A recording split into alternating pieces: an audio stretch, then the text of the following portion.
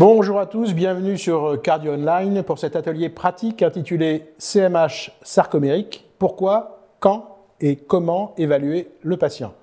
Je suis le professeur Albert Agèche, cardiologue à l'hôpital européen Georges Pompidou à Paris, et ce soir j'ai le plaisir d'être avec le docteur Catherine Sportouche de la clinique du Millénaire à Montpellier et le professeur Nicolas Lamblin du centre de référence cardiomyopathie du CHU de Lille. Bonsoir à vous deux. Bonsoir Albert. Voici nos liens d'intérêt aux uns et aux autres.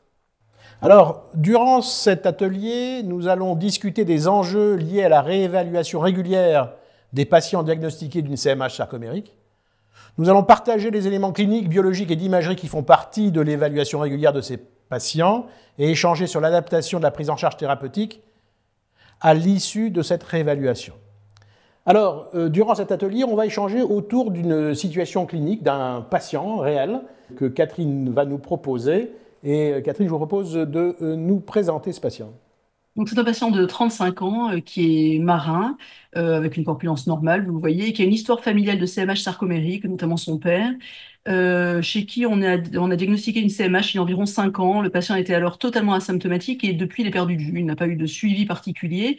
Et là, il se représente en consultation parce qu'il est essoufflé, alors qu'il est quand même assez sportif. Il fait des arts martiaux et de la course à pied. Et il est en classe 2 de la NYHA, donc dyspnée d'apparition récente. Et il se pose la question, effectivement, de quoi il retourne.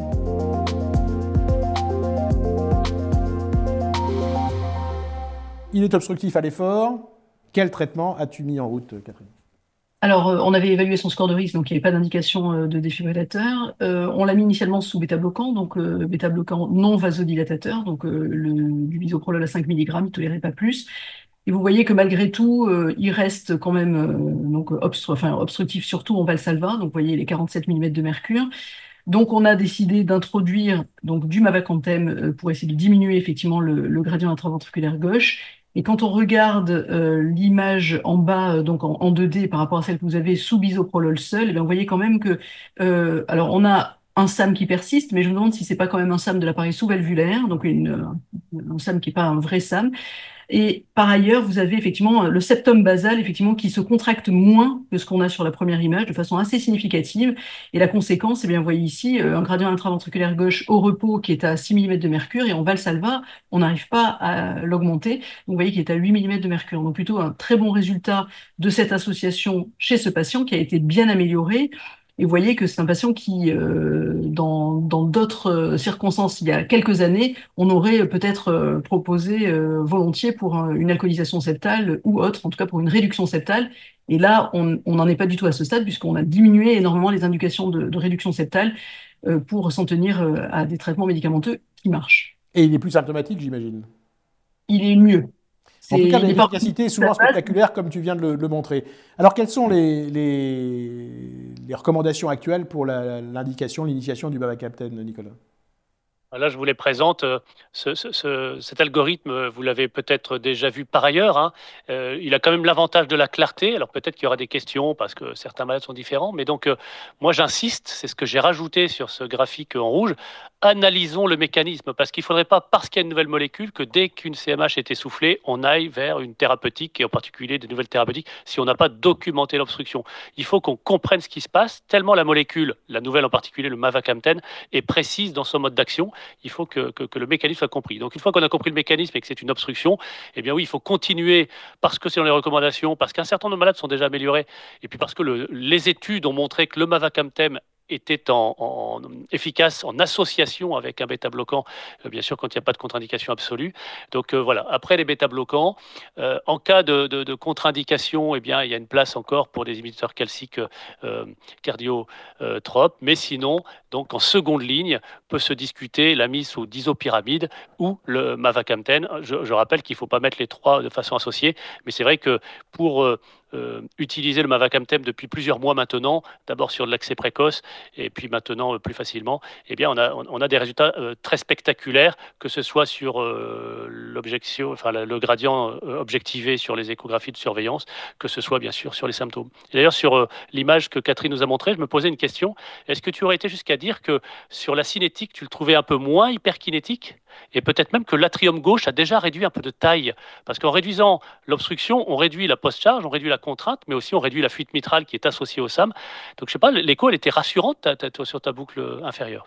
J'ai pas noté pour la taille de l'oreille. On peut peut-être le remettre juste pour.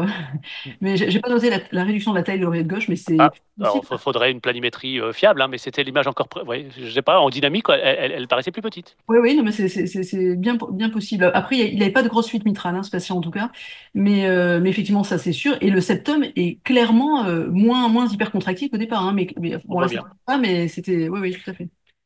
Alors, je rappelle quand même que pour le Mavacamtem, c'est relativement simple, mais il y a quand même des contraintes et qu'il faut savoir être habitué, puisqu'il faut absolument faire au préalable un dépistage, un test génétique d'un cytochrome particulier, le CYP2C19, parce qu'en fait, c'est une molécule dont on a besoin de savoir si elle sera à élimination rapide ou lente pour moduler la dose initiale en particulier, et puis la dose maximum, hein. Et puis, bien sûr, les procédures de surveillance échographique, pour l'instant, sont encore quand même pas mal contraignantes, parce que c'est tous les mois pendant 3 mois après la mise sous traitement, donc ça fait 4 échos avec la précédente, puis encore une à 6 mois, et puis après ça, un petit peu une fois par an.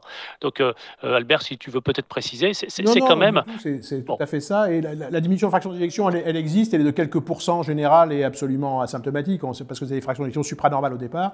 Les baisses plus franches existent, mais sont rares, c'est 3% des cas environ, et elles sont parfaitement réversibles à la diminution ou l'arrêt des doses lorsqu'on fait ces échos justement de titration ou initiation tous les mois.